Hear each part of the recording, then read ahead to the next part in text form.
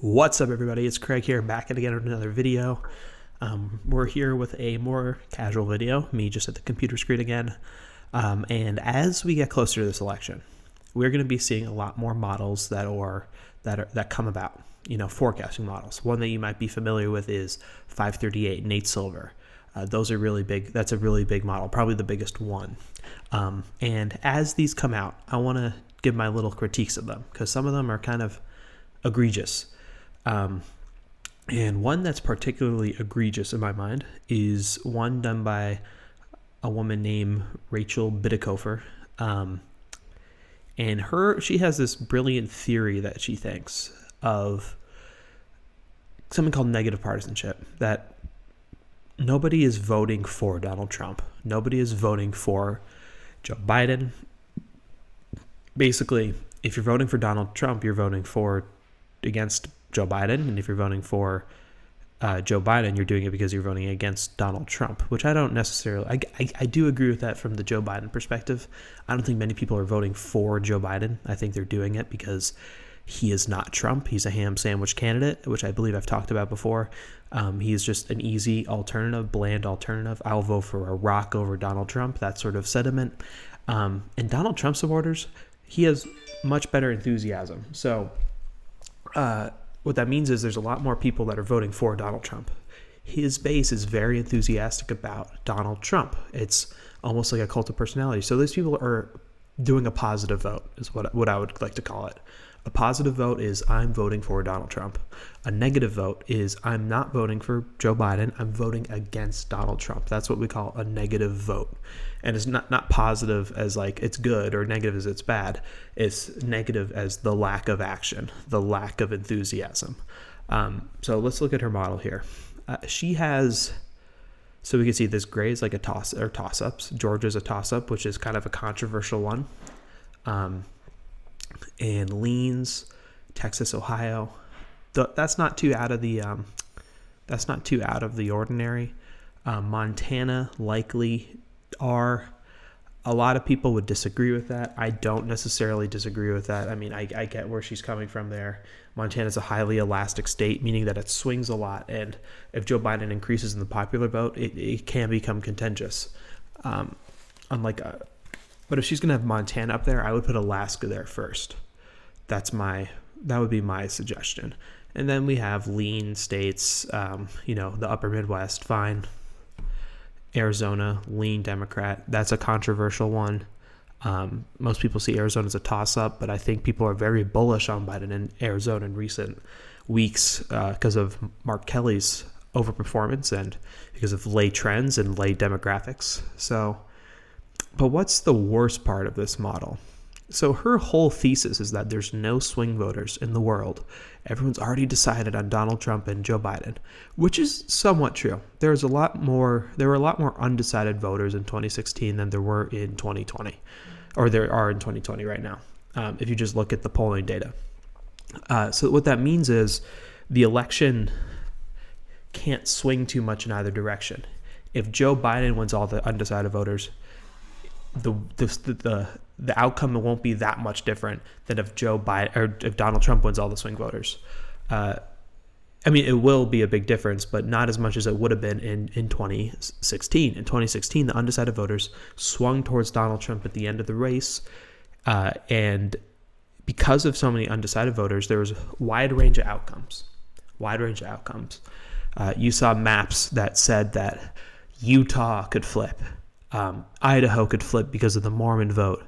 South Carolina could flip. We have a blue eastern seaboard, which sounds crazy at the time, but because of the undecided voters, we didn't know what was going on. So people were just completely in the dark in reality. I don't agree that there's no swing voters, but let's look at the actual margins. Let's take my home state of Florida. When you create a model, you have to create a confidence interval. And she has usually you have a 95% confidence interval in statistics. What that means is that you create a range of values. In her case, you can see here 50.5 to 51.86, and that means that 95% of scenarios, Joe Biden's popular vote will lie between those two numbers. You could do this for any sort of statistical estimate. So why is this so crazy? The fact that she has a 95% confidence interval with this very thin band of 1.3 points. Margins of error can be like 3 points. And if there's just a polling error in either direction for Trump or Biden by 3 points, all her states are completely out. Her predictions are completely wrong. It would just take a 3%, 2% polling error for that to be the case. For Texas to be wrong. This is the case for every state. She has these thin bands of, for Georgia, it's less than 1 point. So let's say Donald Trump gets 50% of the vote in Georgia. That could happen. She's completely wrong. And it's not that this is just her interval. This is 95% of scenarios. So in only 2.5 scenarios is Donald Trump getting more than this percentage, and only 2.5% of scenarios is Joe Biden getting more of this percentage. It's utterly ridiculous. So I get her whole lens of negative partisanship and that there's no swing voters. Okay. But how people interpret that is that they think that everything's baked into the cake at this point. Everyone's made their decision. Everyone's going to vote their way, and it's all about turnout. And she treats turnout like some static thing, but we are in such a chaotic circumstance. We have no idea how coronavirus is going to affect turnout. We saw in California's 25th district this massive turnout advantage for the Republicans when it was all mail ballots. There was an 18-point swing from Katie Hill's performance in 2018 to Mike Garcia's performance in 2020. We don't know. It's a black box. We don't know if people are not enthusiastic about Biden, they might not want to get coughed on in a library in Grand Rapids, Michigan.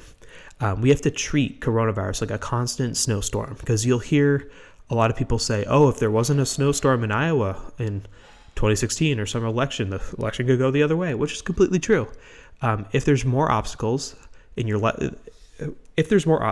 a rainstorm or a snowstorm, you are less likely to vote. It helps the person who has more enthusiasm. Helps the person that has more enthusiasm, which is Donald Trump at this point.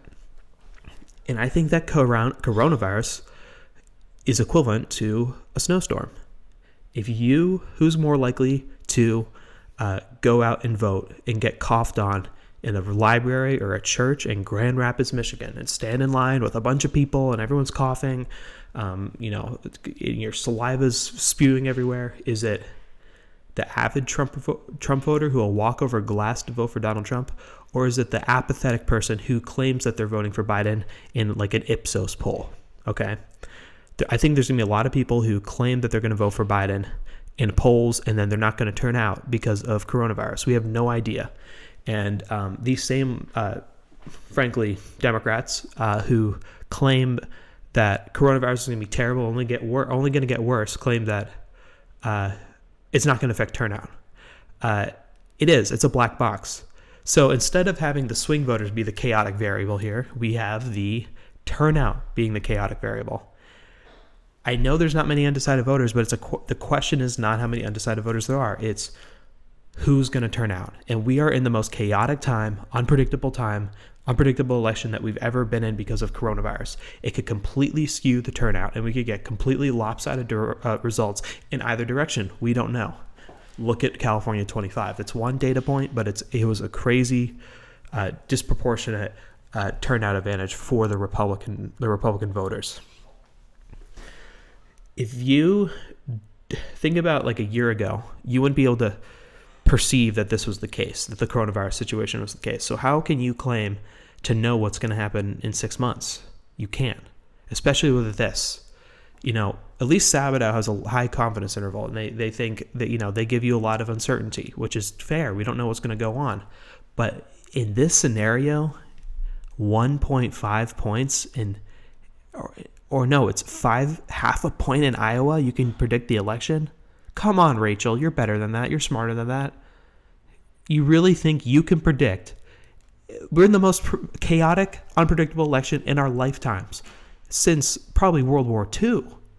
So You can't predict in half a percentage point. What if everything was normal and there was no coronavirus? What would your confidence interval be then? 1 point? I mean, to be fair, this was before everything was terrible, like with coronavirus, and she hasn't changed it. She's like smugly keeping it the same. So anyone, this is kind of maybe a general critique, not just Rachel Bitecofer. And she's on Bill Maher now, and she's verified on Twitter, and everyone's saying how she's brilliant and, Donald Trump's going to lose in a landslide or whatever. Don't try to predict an election in 6 months. And I'm taking this from Tao Nguyen and on Twitter. She said this on Twitter. Don't try to predict an election in 6 months that when you can predict 6 months ago what's happening today. How can you tell me what's going to happen in 6 months when we didn't even know that coronavirus is going to be here, right? We have no idea. Maybe there's a second wave. Maybe everything's cured. And Nate Cohn did the same thing. He said on in an article that there's two routes. It could be complete like destruction, second wave, everything's terrible, everyone hates Donald Trump, or it could be what he called euphoria and revitalization and liberation, where the economy is reliberated and economy soars, V-shaped recovery.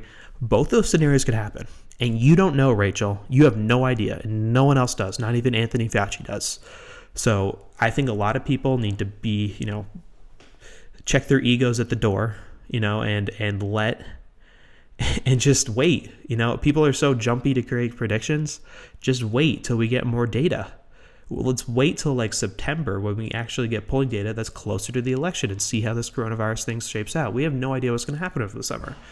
So kind of that's the rest of my rant on this. I'll be doing more forecast reviews, but this one's a particularly terrible one. Check it out for yourself. I'll link it in the description, and that's about it. Have a good rest of your weekend.